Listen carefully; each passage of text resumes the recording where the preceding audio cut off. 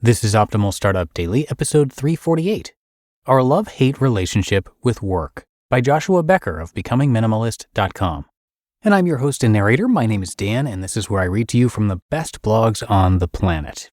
And with that, let's get right to today's post as we start optimizing your life.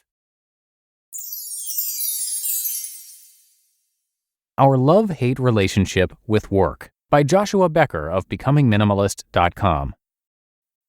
Quote, "Your purpose in life is to find your purpose and give your whole heart and soul to it." End quote. The statistics concerning work in America tell an interesting story. On the one hand, we hate work. On the other hand, we can't seem to get enough of it. For the most part, Americans are dissatisfied with their jobs. Listen to these numbers. 70% of employed Americans are disengaged from their work. 18% of workers are actively disengaged, meaning they aren't just unhappy, they are busy acting out their unhappiness. 74% of employed workers would consider a new job opportunity if one was presented. The 4-hour work week has spent 7 years on the New York Times bestseller list.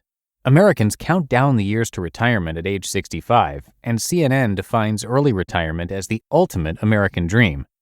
Americans are not happy with their work and do not enjoy it, but we refuse to slow down and take any break from it.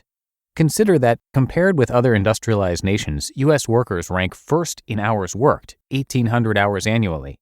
The typical American middle-income family works an average of 11 more hours a week in 2006 than it did in 1979.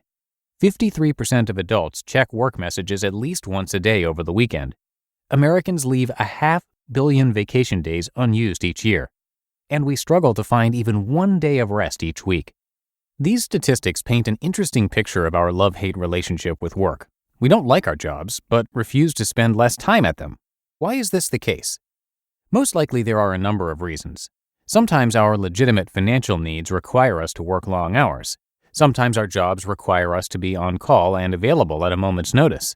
Other times, our employers simply do not provide us that type of flexibility. But I think there's something deeper going on here. After all of this is happening in one of the most productive and wealthiest nations in the history of the world. Why then, given our vast supply of opportunity, do we work such long hours in jobs we hate? If we could discover the deeper reason for this discontent, we could find relief in both areas, both a greater appreciation for our work and more space for rest. The real reason we have such a love-hate relationship with work in our society is because our motivation for it is all wrong. We do our work for the wrong reward. Typically, we do our jobs simply for the purpose of earning a paycheck at the end of the day. Work is that thing we do through which we make money, so we can do all the other things we really want to do. But money as a means to fulfillment will always fall short. It will never fully satisfy the longings of our heart. In their own right, power and reputation and fame never satisfy either. When money is the reward, we can never earn enough. We're always left desiring just a little bit more. This is a problem with our modern understanding of work. If we're only doing it for the sake of the paycheck every 2 weeks, it will never be enough. We will always be left searching for more, putting in just a few more hours, skipping another day of vacation, heading back to the office on another Saturday morning. Do we work because we love our jobs and find fulfillment in them? No, we do it because we believe the paycheck makes it all worthwhile, or at least a little bit bigger paycheck will make it all worthwhile. But it never does. We were designed to work for something greater than money and possessions and property. Instead, view work as contribution to others. This is the reward. Our work contributes to the good of society. It moves us forward. It makes us better as people. It enriches our lives.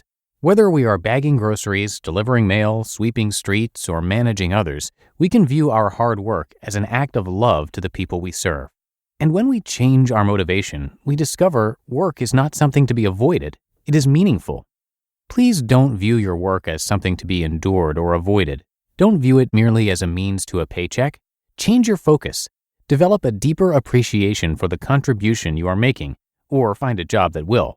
This will always result in a new love-love relationship.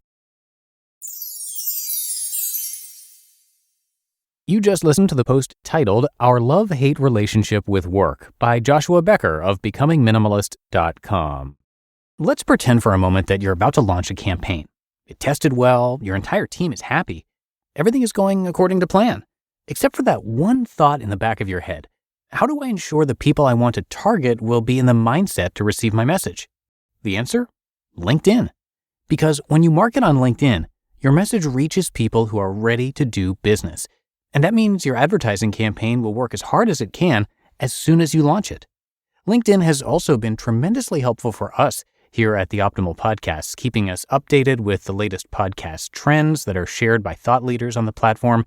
And LinkedIn makes finding them really easy. We narrow them down to their job titles, industries, and seniorities. So it's perfect for when we want to connect with them or even run ad campaigns depending on our short and long-term business goals. Do business where business is done. Get a $100 advertising credit toward your first LinkedIn campaign. Visit linkedin.com/OSD. LinkedIn.com/OSD. Terms and conditions apply. And thanks to Joshua, who is a great guy, by the way. I got to meet him at a personal finance conference a while back, and it was really a pleasure to talk to him and learn a little bit more about what he does. He's a very generous guy with both his time and money. He actually created a nonprofit called The Hope Effect, which is changing orphan care by providing family-based solutions. And his website, Becoming Minimalist, is super popular as well. It's all about minimalism, inspiring others to pursue their greatest passions by owning fewer possessions. He's also the creator of the Clutter-Free app, which you can check out at clutterfree.com. Because of all of his minimalism and personal development-related content, you're going to hear him narrated pretty frequently over on Optimal Living Daily. So definitely check out that show. You'll hear Justin read Joshua's content over there if you haven't done so already. And on that note, if you didn't know, we have 5 different shows where we narrate articles for you, just like this one.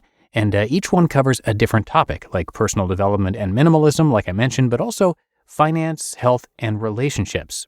Those last 3 even answer your questions. So if you're looking for any advice related to finance, health and fitness, or relationships, check out those shows and you can hear how to submit questions, but also hear articles from some of the best authors in those categories too.